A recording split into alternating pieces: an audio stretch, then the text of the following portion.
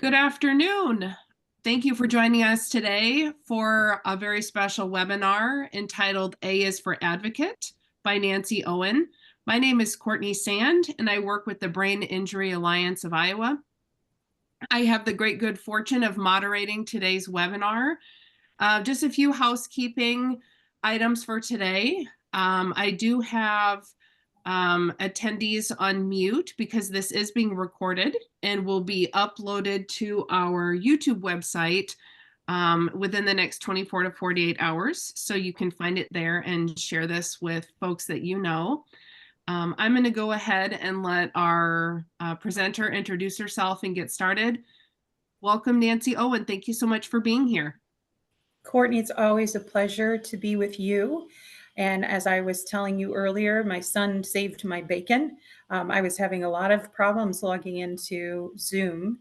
I'm aces on Teams, but he was the one that got me on today. So I'm not really John Owen, but I'm proud to represent John Owen because that's what it's about today. Again, my name is Nancy Owen. I am a native of California. I got a couple of degrees from the University of Kansas, Rock Chalk Jayhawk, and worked for a time in journalism. Started at CNN in Atlanta, and then went on to be a reporter for NBC. So that was my first career. Always been a writer, and had a second career as a teacher, which I think helped me quite a bit after John's brain injury. I was an advocate for my mother who had dementia. So I think everything happens for a reason. In June of 2022, John suffered a traumatic brain injury, and I will discuss that in my slideshow. Thank you again, Courtney, for running that. And I'm going to go over just a couple of things that have to do with his background. I'm going to signpost what we'll be discussing today. So if you wouldn't mind advancing that slide, Courtney, I'm so glad I sent it to you ahead of time. Thank you. So yes, here are three things that I really want to talk about today. Advocacy is number one. The idea of showing ourselves and our loved ones grace. I think that they put a grace note up there when I did the presentation. So the idea of grace is important. And then also, as a journalist and as a mom and as somebody who cares, asking questions. When John and I met with the statewide group, and if you haven't joined that group, I highly recommend it. One of the people there talked about not just advocating for a loved one, but also being advocating for yourself. And so I changed my presentation slightly. I was very glad that she mentioned that. So I'll be talking about that as well, not just as a mom, not just as a spouse, but as somebody who will advocate for themselves. Advance. I could do jazz hands or something, right, Courtney? Okay.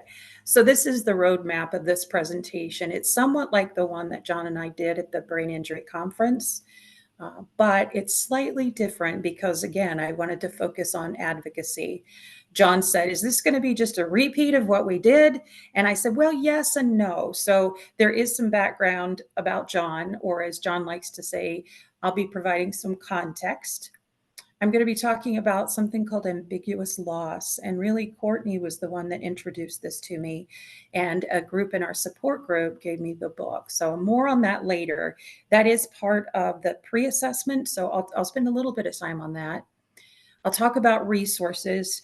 I can't say enough about Courtney Sand and how much she plugged me into resources. I was already asking those questions, but until somebody comes alongside you, and that's really what the Brain Injury Alliance does, you have this vague sense that things are out there, but you don't really know how to get from point A to point B. So that was a huge part of advocating for me. That really strengthened my, as they say, my toolkit. And then finally, this piece of hope, that you can be told one thing, that people can say, this is the way it's going to be for you. But you have to keep in the back of your mind that those doctors, those caregivers, those people really don't know, number one, your loved one, and number two, what the future holds.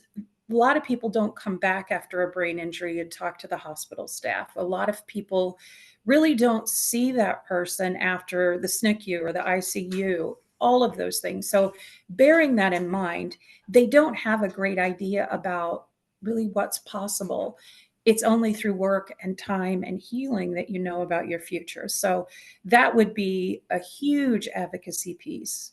Don't believe what you're told, always push for more information.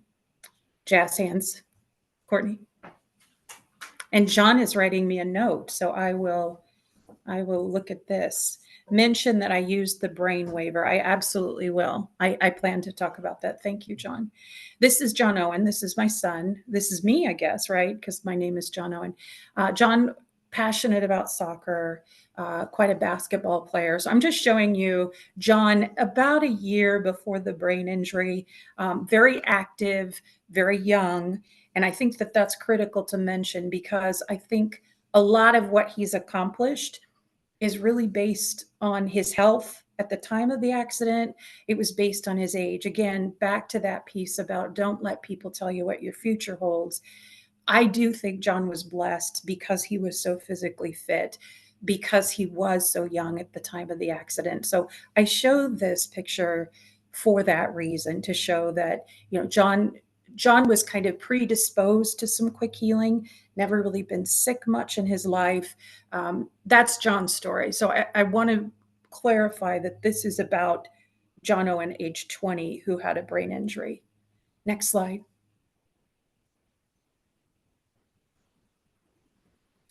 So again, John had just graduated from high school. He'd spent a year at Kirkwood Community College. His dad is a professor there, and had completed a year towards his AA degree.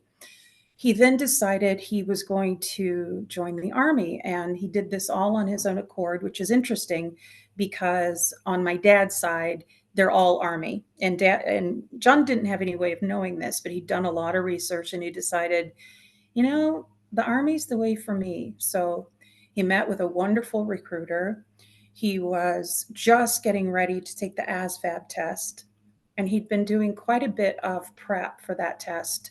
Apparently, the results will determine types of careers and things you can go into. So he really wanted to do his best, give it his all. He'd been working with his dad that day. He'd come over and he was sharing with me all the things that he'd learned and how excited he was. Next slide.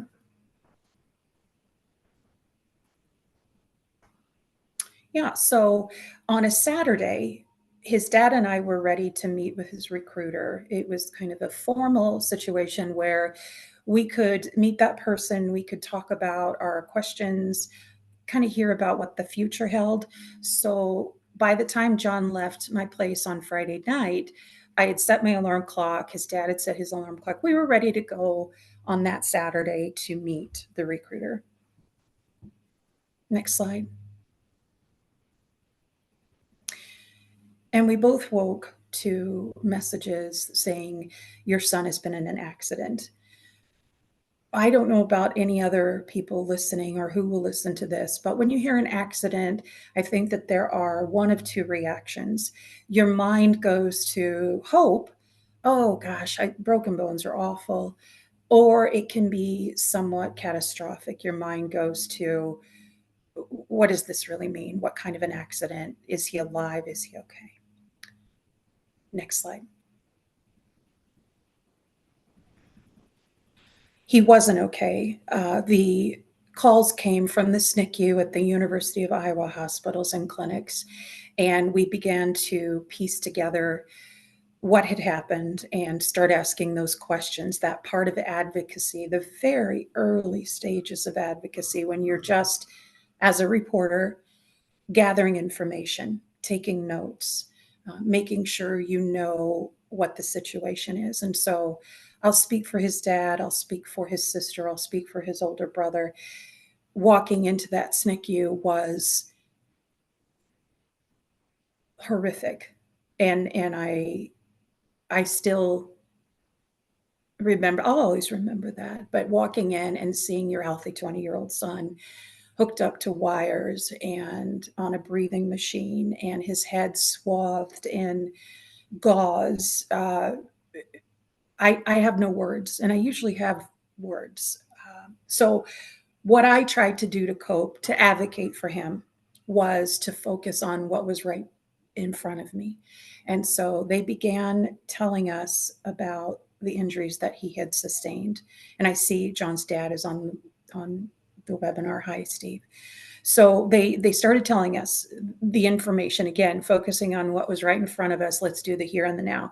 So there were three types of brain injuries during conferences, which Courtney has so kindly invited me to in the past. When people share personal stories, a lot of folks want to know more about the science or the medicine behind them. So that's the only reason I'm sharing this here now, so that you kind of know what we started with and what that became. Next slide.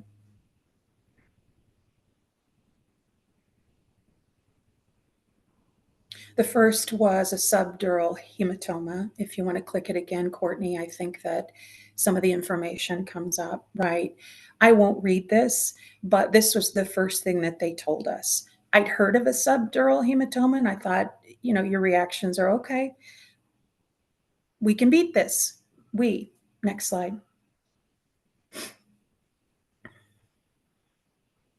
Again, thank you, Courtney.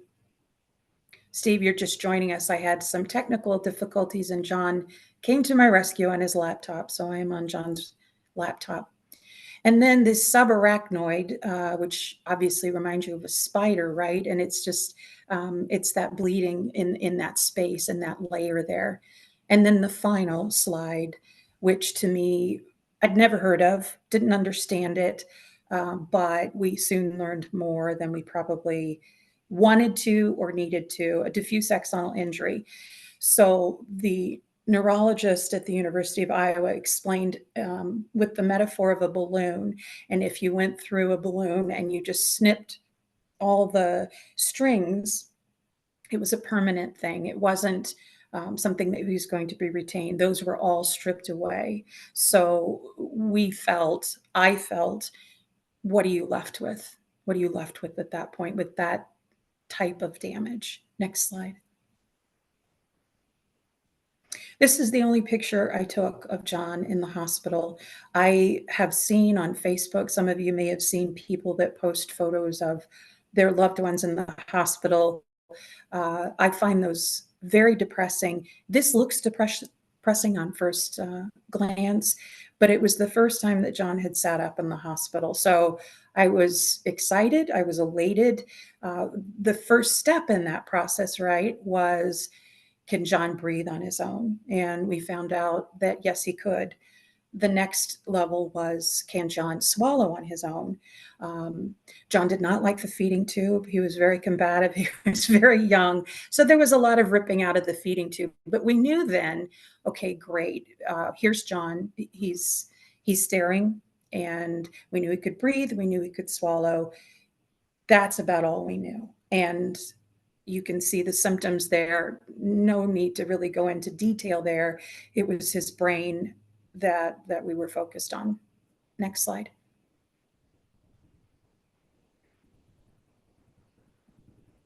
Thank you so much. So when you are in crisis, when you're in trauma, you tend to remember comments. And this is the one that really stood out to me. The doctor told us that John's brain looked like Swiss cheese. It was full of holes. I think of something like dementia, or if you're familiar with chronic fatigue syndrome. I mean, a lot of these things present the same way, but that was what he said, Swiss cheese. And so through a combination of taking notes and through a combination of starting a Caring Bridge blog, which my daughter encouraged me to do, I know these facts to be true because I wrote them down at the time. There was a lovely nurse practitioner who leaned across the bed and said, this isn't going to be the boy you once knew. And I said, you're wrong. And she grabbed my hand and she said, I'm so glad you feel that way. And then I put that staring in a little bit, a bit of a bold type because that was what we were told. We were given one piece of advice, going back to that one of those first slides, don't let other people determine your future, that he would probably end up staring in a corner. The one piece was that they had known somebody with a DAI who was able to have a conversation, period, end of the conversation. So that's what we were told. Next slide. Thank you so much. So, do you mind going back one, Courtney? Thank you so much for doing this. Ambiguous loss. This, again, was introduced to me. This concept was introduced to me by Courtney during one of our Thursday night support group meetings here in Cedar Rapids. A man gave me a copy of this book at a Christmas party. So with John, we knew that he's breathing, he can swallow, he can do some of these things, but now what? Hi, Izzy, welcome. So this is where ambiguous loss really comes into play. Next slide. Pauline Boss was the one that came up with this concept really back in the 1970s, and it was born out of this idea that prisoners of war, in her case, her father was from Switzerland, and so this idea of missing your homeland, missing your family, your extended family, that really doesn't have a lot of closure. And so when we think of closure, we might think of a funeral. It's a societal norm. We go to a funeral, we pay our respects. We have this idea of this person was here, they're not now. Other people are acknowledging this, and so we can grieve on our own time, but we do have a sense of closure. But ambiguous loss turns that on its head, and really what it says, again, this is going to be on the test for those of you taking this, it's this idea that somebody can be present and absent at the same time. What does that mean? I'll go into that a little bit more, but it does lead to trauma. It leads to this just utter confusion if you're the one caring for this person, and never mind the person with the brain injury. What are they experiencing? We don't know. We're not living their experience. And so there is this loss, but there's nothing in society that tells us, that's okay, or here's what we'll come alongside you and we'll do XYZ. There's nothing formal in place. And so you're left to grieve in your own way. If somebody breaks a bone, you set a cast and you move on, you do physical therapy. All these things are in play and they make total sense. They provide comfort. As John said, when he was a young boy, he had a little bit of a lisp.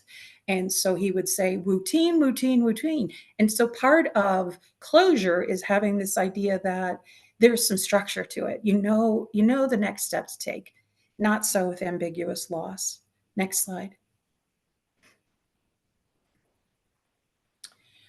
It's unclear. This is a picture of the book. Highly recommend this book. One of the things that Pauline Boss does best is she doesn't talk in science speak. She doesn't talk as a researcher. In fact, it's either in the foreword or the end of the book where she says a great editor had kept her from putting a lot of footnotes in, from using science speak, from using things that were, up here for most people, and keeping it conversational. That's the real beauty of this book. It speaks to people in their own language. And so I found it incredibly helpful. At the same time, at the end of the book, there are a lot of references that you can dig in deeper if you want to, but it's very approachable. Again, it's written for anybody. And that's what I really like about this book. Next slide. She uses in the book an old British nursery rhyme. As I was walking up a stair, I met a man who was not there. He was not there again today. Oh, how I wish he'd go away. So what does that mean? That means that something's missing, but you can't see it, you can't touch it. It's not the same. Something innate has changed. Slide.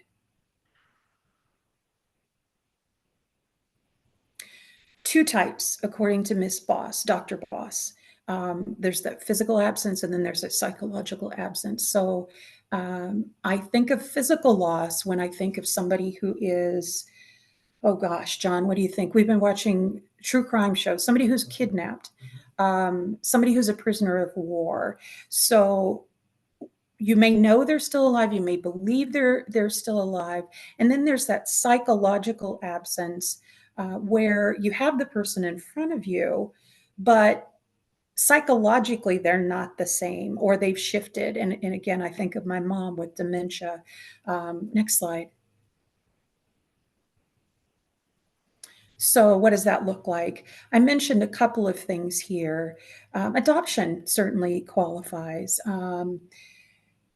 Anybody that has experienced a loss where there is not a societal norm for grieving, I think qualifies. Brain injury certainly qualifies. She does talk about that in the book, but it's not the crux of the message, although everything she writes about can be interpreted in that same way. Next slide. I love this quote by a famous poet: be patient towards all that is unsolved in your heart and try to love the questions themselves. And when you're grieving and when you have a situation like this, you really have to force yourself to think about those questions so that you can better advocate. You can't be pulled down into this quagmire of sadness and loss and grieving. You have to think, if you want to be an effective advocate, what do I do next? What is the next best step? And I think this is a beautiful way of saying that, because I didn't say it beautifully. I just knew I had to put one foot in front of the other. And alongside me came his older brother who drove down, and alongside me came his dad and his sister and all of our community and our church. And so through their prayers, through their faith, through all of their support, it was this idea that it wasn't just one person advocating for him. It was a lot of people advocating. Next slide. So I'm going to talk about the next steps for John, only because if you are trying to advocate either for yourself, if you're somebody who's had a brain injury and you're in the hospital and you're capable of doing this, I would say don't get discharged. From our experience, don't go from the SNCU to the neurology section as John did. Ask what's the next step. And I want to mention some folks that were incredibly helpful. Obviously, the medical staff, they're experts. They know exactly what they're talking about. But the people for me that made a huge difference before I found Courtney were the social workers. And so a big part of the advocacy was tapping into their knowledge. You don't know something if you don't know it. And I know that's a trite expression, but the social workers were able for me to come alongside and say, okay, you want to go the next place, let us help you. You know what, let us write letters telling that John's in the hospital. You can use them for whatever you want. Let us help you apply for a Social Security disability. Let us help you with all those things that we do every day that you don't know how to do. And I cannot tell you how incredibly powerful that was, to have people helping me. I've written them thank you. You can't say thank you enough, right? But I do want to mention, for loved ones watching this, for people who have brain injuries, please contact those social workers. They are not only knowledgeable, but they're so willing to help. For us at SNCU and then into the neurology ward, we found a program. There were three that I looked at, and one was Ryan out of Chicago. One was On With Life. They didn't have any beds. And then the third that I thought that appealed to me was Madonna Hospital, specifically for people post brain injury. We thought we had a bed in Lincoln, kind of coming full circle because we spent some time in Nebraska after their dad finished his college education. And so I thought, well, Lincoln, sure. Then it was Omaha. And so there was this uncertainty of, okay, where's it going to be? Finally, we were so blessed. Lincoln had a bed, opened up, and off we went. Next slide. Here's John. I said I didn't take any pictures in the hospital, but for that one. But here's John. And the social workers and everybody else recommended that we take a special flight. They did not think with his injuries that it would be good to take him via ambulance. I'm going to talk about advocacy, and I'm just going to mention this once.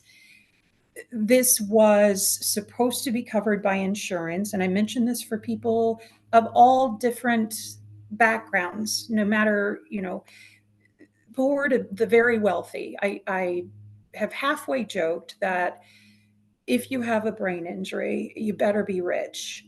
I'm not. I'm not rich. And so that's true of any healthcare situation.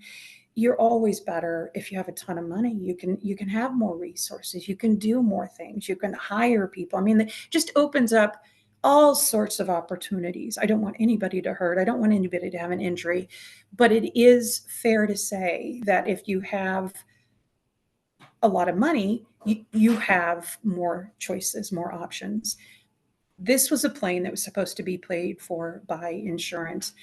And as Steve will attest, he's listening here, this was the first of many paperwork advocacy chores, because along with the health advocacy, there's a lot of paperwork.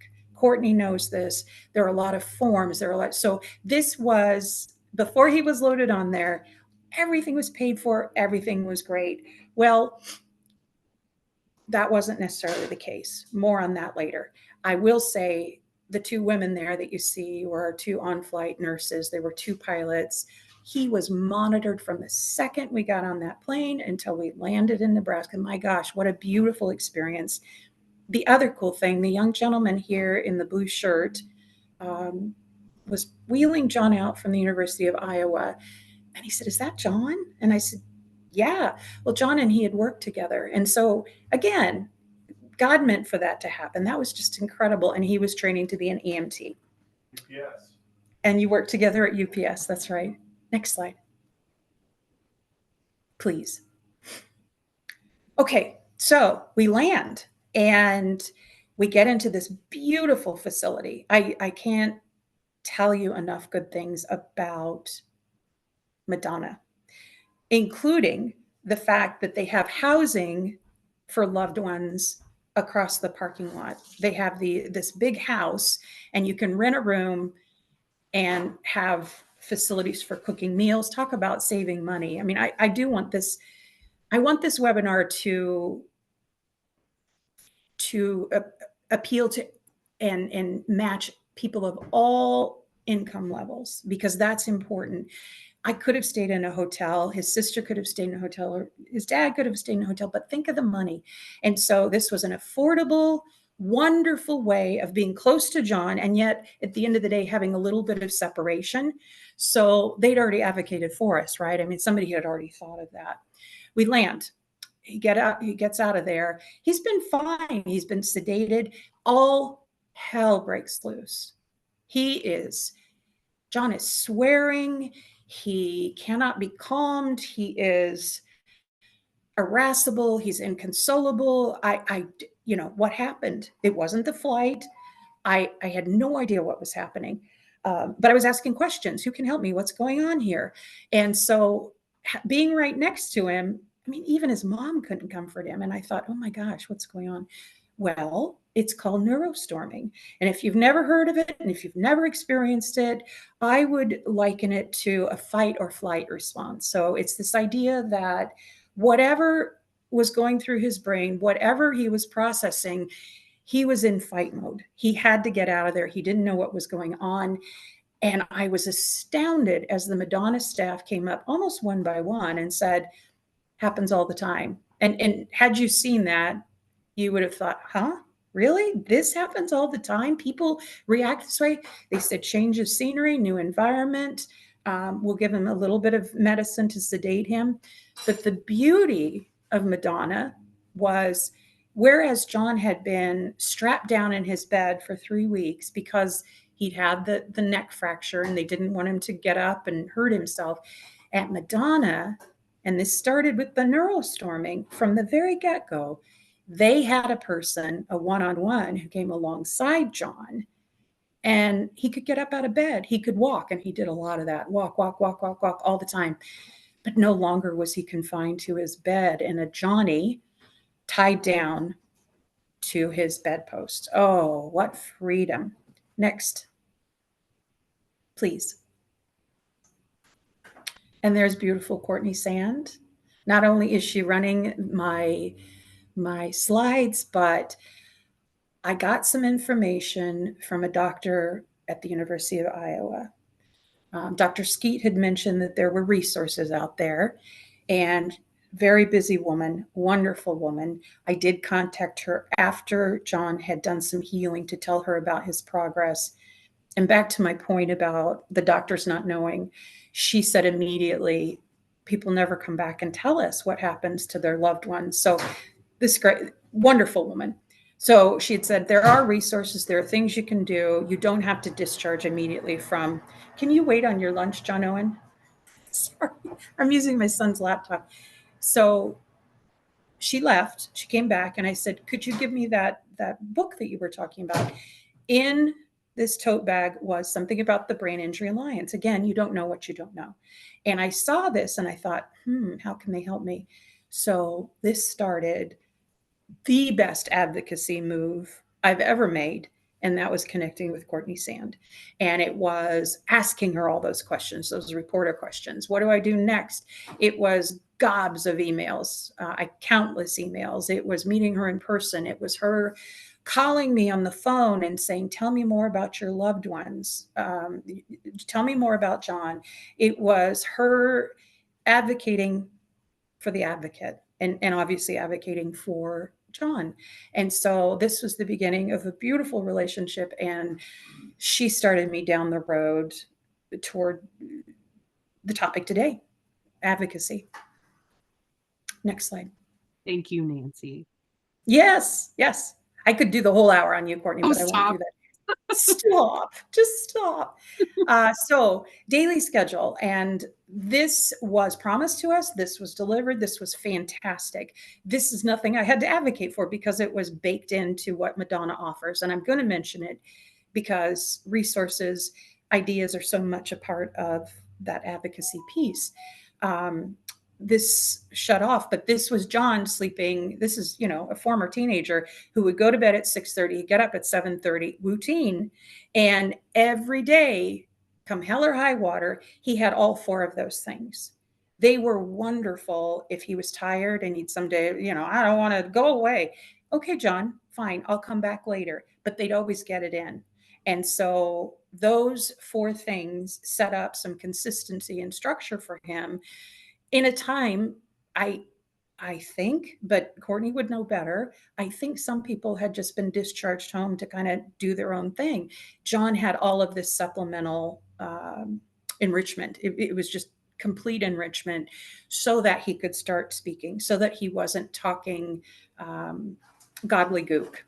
At this time, two of his friends called him on the phone, and he would start out every sentence quite strong. He would say things like, John has a great vocabulary, well, theoretically speaking, blah, blah, blah, and then he'd kind of go into mumbo jumbo, and then he'd finish strong. So strong finish, but in the middle, weren't quite sure what he was saying. So that was part of the aphasia that he suffered.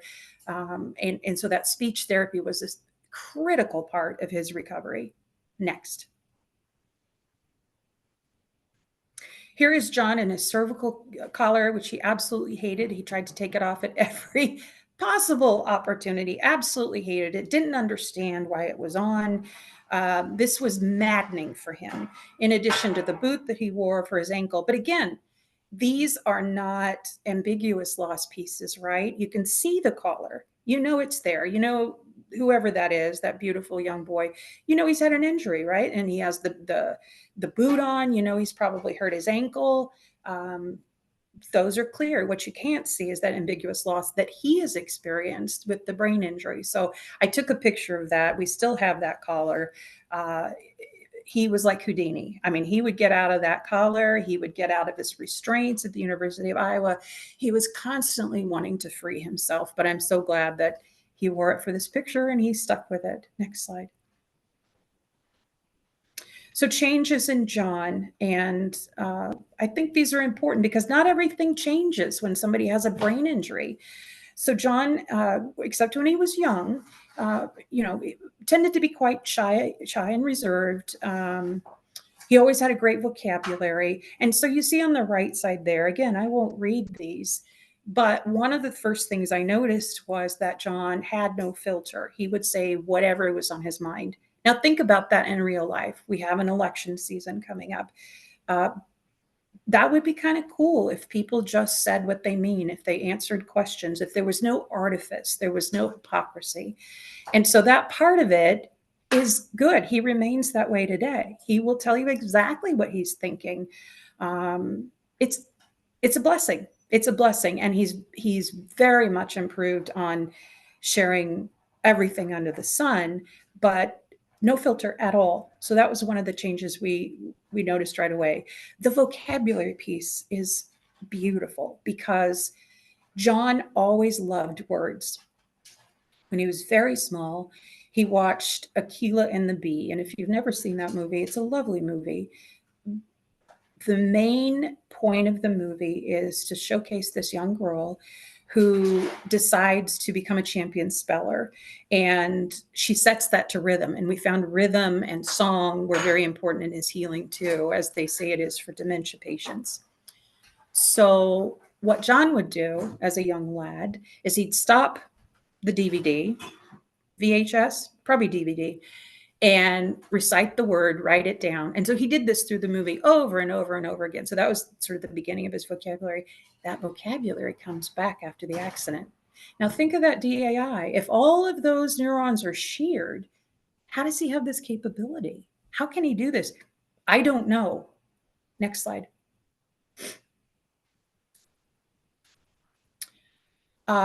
Another thing we noticed, and this is something where you advocate for the person, but you also have to advocate for yourself, if that makes sense. So you can be, as a caregiver, as a champion, as an advocate, you can be pulled down, and you also have to advocate for yourself. And so the title of this is advocacy. It's obviously first and foremost is that person with the brain injury, but it also includes the person themselves advocating. It also includes the caregivers. This is something that John continues with to a lesser degree today. But if he decides something is upsetting, it is as if he were in that moment. And his sister would agree with that. She's seen this, his dad's seen this, that it is very real for him. So if he seems anxious in that fight or flight, no more neurostorming, but this is a lesser degree of, what John experienced, then he is experiencing that over. It's akin to, I think, PTSD for a soldier.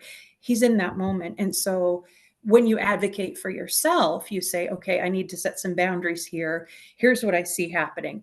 Am I always that calm? Absolutely not.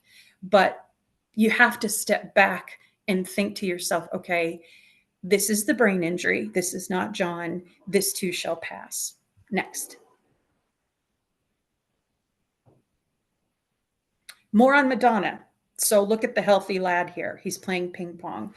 This was part of the recreational therapy. Again, eye-hand coordination, all these things you can do at home, but not to this degree, not with the huge staff that they had caring for him.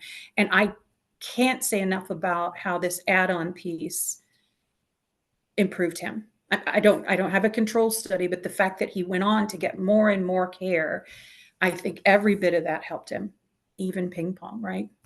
Next. And this is just a lovely picture, lovely memory for me. John got their Spirit Award at Madonna Hospital for his extraordinary work and his resilience. So he advocated for himself. He did the work. He did all the work. He achieved the results. So he absolutely deserved that. Next. So he's coming home. I will say a piece about this. His dad and his sister know this. Up until about an hour before we discharged from Madonna, I had almost a promise that he was going to have a placement where he could go and get a bit stronger. We had not set up the home for him. We didn't have anything in place.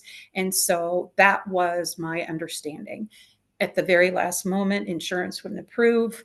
And so maybe 40 minutes or so before we were discharged, I knew I was bringing him home. Now, that may sound like a minor thing, but it really wasn't. I had to completely shift my perspective. John didn't know any of this. He just wanted to get out of there. He was ready to leave. So coming home was supposed to be different, but he came home. Next.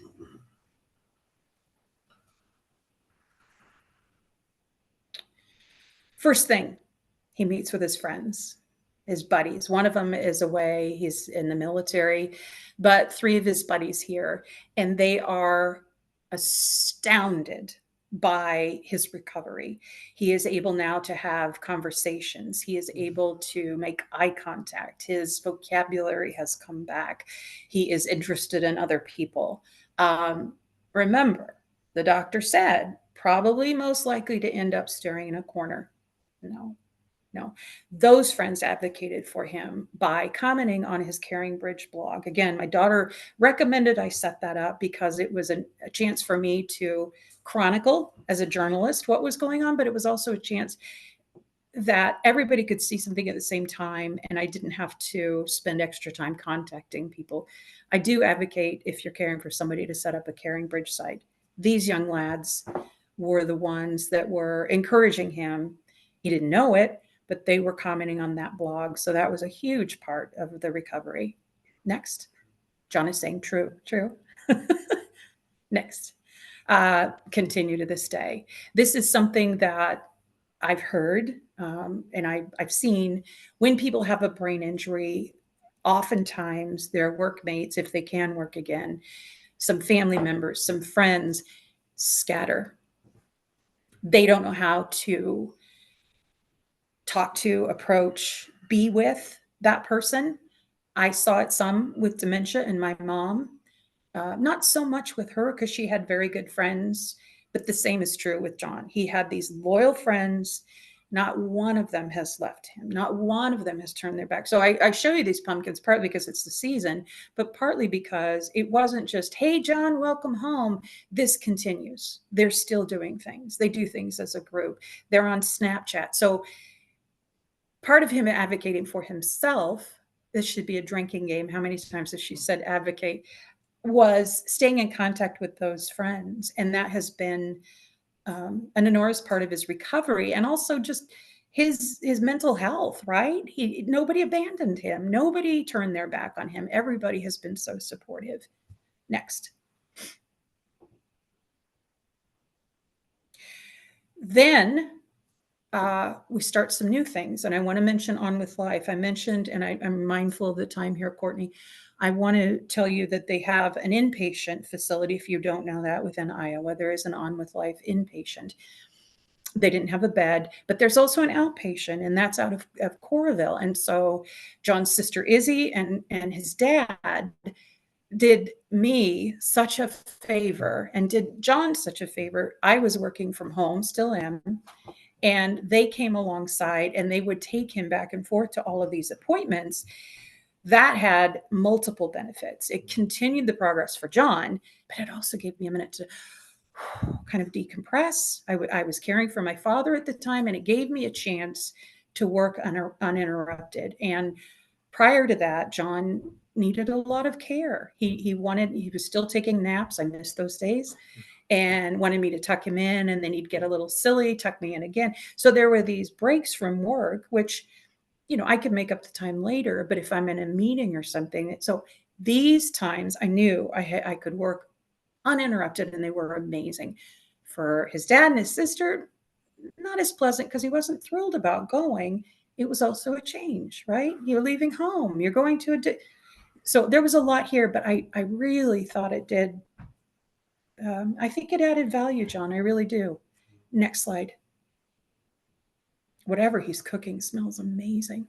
Same thing here, not at the intensive level, but how am I counting On With Life? I would count this more advocacy in that tote bag again that I mentioned that Dr. Skeet gave me. I saw something about On With Life. So I called them and I said, listen, here's the situation. John is leaving Madonna.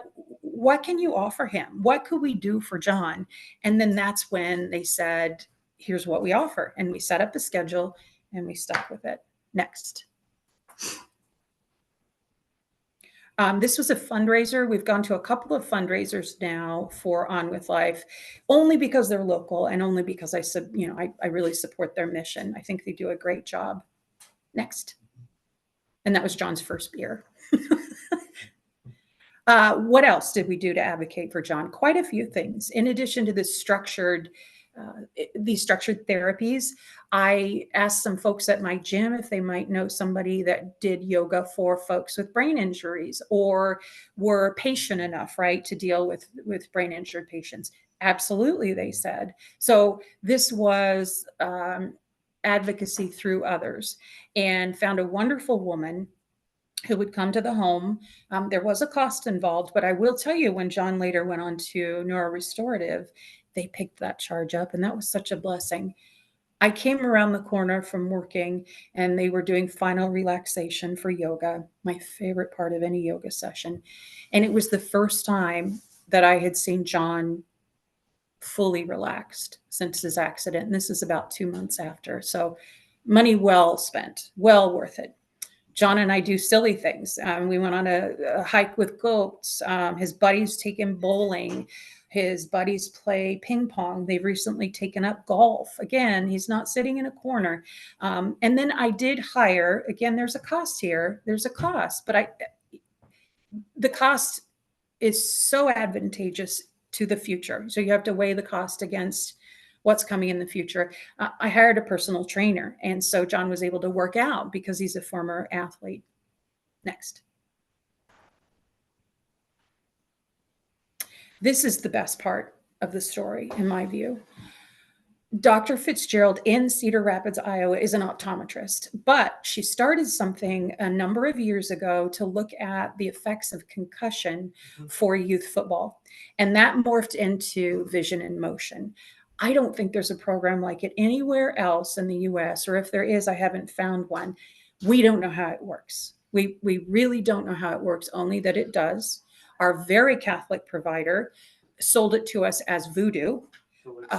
And when we presented about it at the brain injury conference last year, John's portion of the presentation, he got up and he said, "It's a magic elixir." So we don't know how it works. We only know it does. Next, please. Here's a little bit more about Dr. Fitzgerald. I only put this up in case you want to call that number, if you want to Google her. I do think she's retiring soon, but I do think this piece will continue. The folks that work in that lab, in that clinic, have some connection to brain injury. They've either had a brain injury or they have had a loved one with a brain injury. So it's very personal. It combines light, movement, sound. I don't know. It rewires the brain somehow. Do you want proof? I have proof. Next.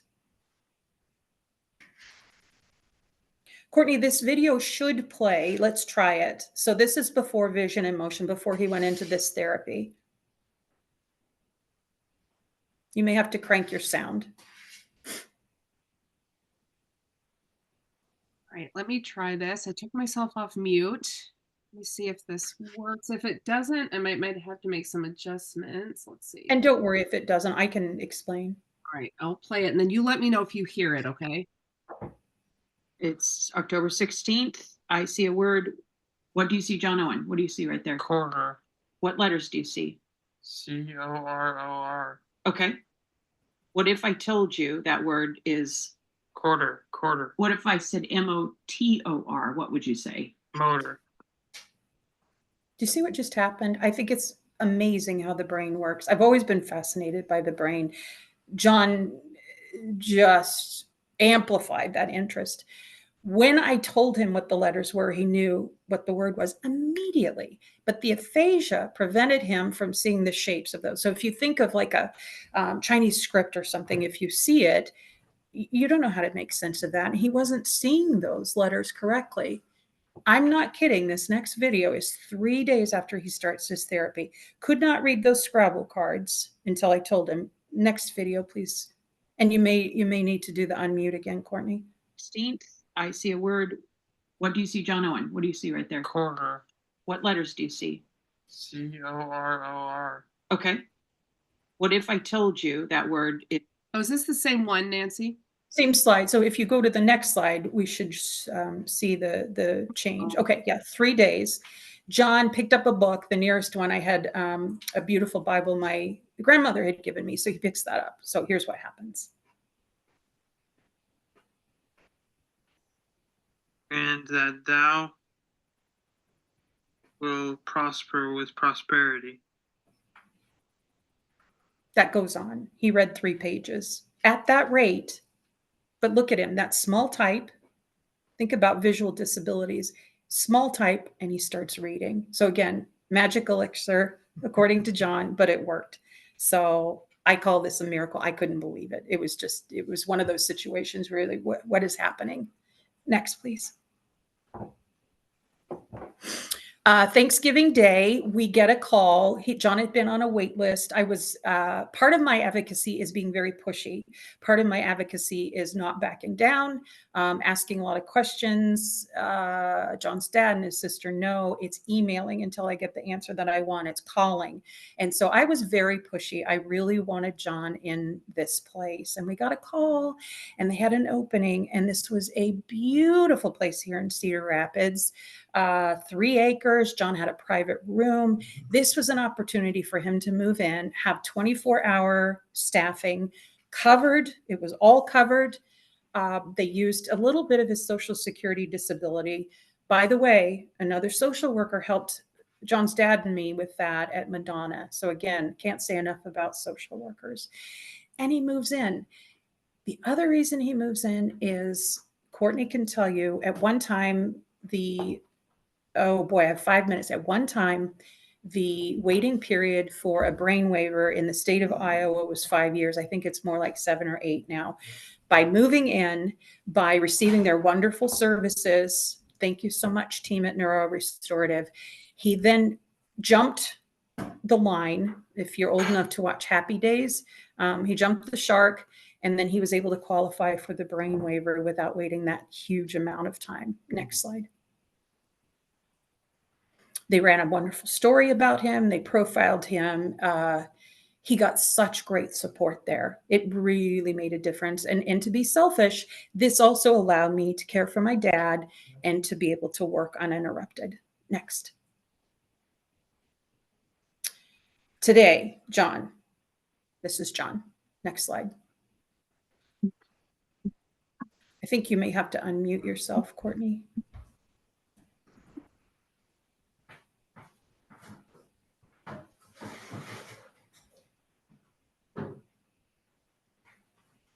Okay, I have it unmuted. Let me know if this comes through. Yeah, thank you so much for doing this. Oh, sure.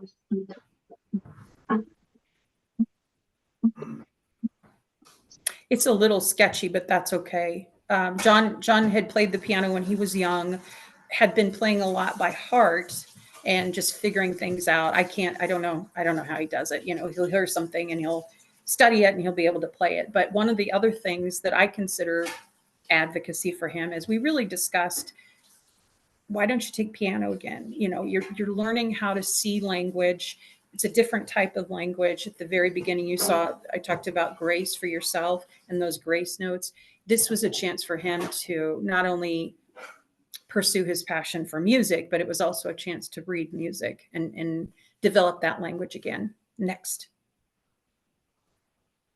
Okay, so again, what we were told, I won't repeat these things. I find them very disturbing, but they were speaking from a place of what they had seen or what they didn't know.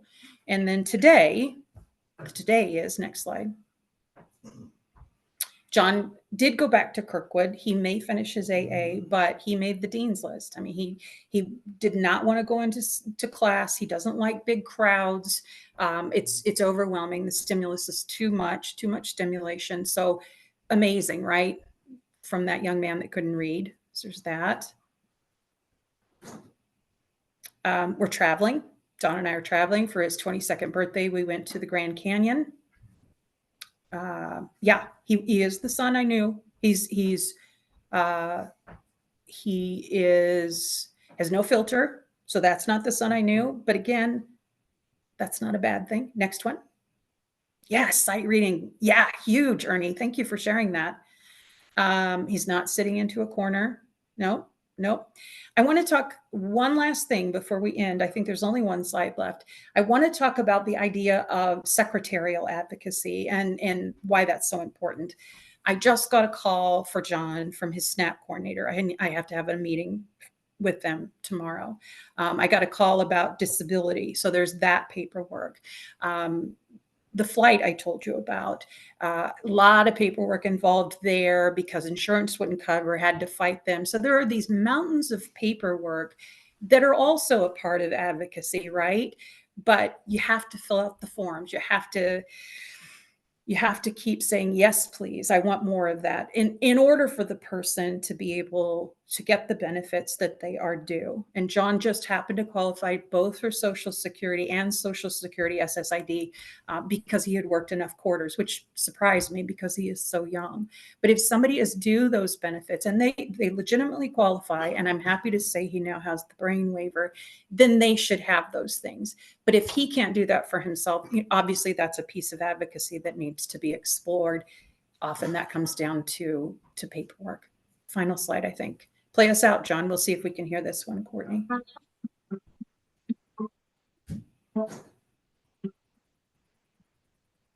I can't remember what he's playing there. I think it's some Scott Joplin, but John was drawn immediately to the piano again. And I want to tell you, when we sold our home, I donated the piano.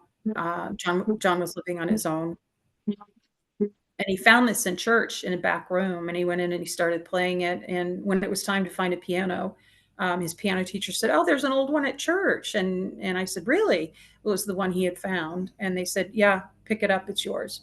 So sometimes things just happen for no reason. There's a reason, but sometimes like this, so fortuitous, right? And this happened to be the case. So this now sits in our home. This is serendipitous, as my boss used recently. It's serendipitous. So it is one. I will stop. Courtney, what else can I do, say, or answer? Nothing. Thank you, Nancy, so much for blessing us with your family's story. You're such an engaging speaker, and I never get tired of hearing your family's story. And I'm so honored and humbled to have been a part of this journey. And John, I don't know if he's still over there cooking lunch and listening, but I am so unbelievably proud of the accomplishments that he's made over the course of his journey. Me too, Courtney. And for saving me with this laptop. My goodness. And I consider myself lucky because I got to hear him play Interstellar in person at our Christmas party last year for the group. John, so proud of you, and I'm so honored to call you and your family friends. So, Nancy, thank you for sharing this with all of us. This has been recorded and will immediately, within hopefully about 24 hours, if not sooner, be uploaded to our YouTube page, and then we'll share it on our Facebook page and on LinkedIn so that others can be blessed too by listening. So thank you so much. Thank you, Courtney. Izzy, Steve, want to just say a quick word? Can you unmute, or are they allowed to? Oh, of course they are. Let me go ahead and make that. I'm going to need them to unmute themselves. If they would like to come off mute, I've made that possible for them.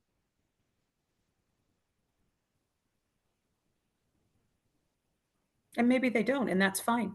That's okay. Fine. Anyway, his sister and his dad are here just as they were through this journey. And his older brother is full-time college and full-time work. So he'd be here if he could. Crunching away. Ernie, so glad you joined us. And I'm so glad that you love music as well. Sight reading is so hard for any neurotypical person. So yeah, with a brain injury, it's just a miracle. Absolutely miracle. Yeah. Well, thank you. Thanks, again. everyone. Yes, thank you, Nancy, so much once again. Right. I look forward to sharing this on our website so others can enjoy it as well. Have a wonderful rest of your day, everybody, and thank you for being here. All right, peace. Thank you. Thanks, everybody. Thanks.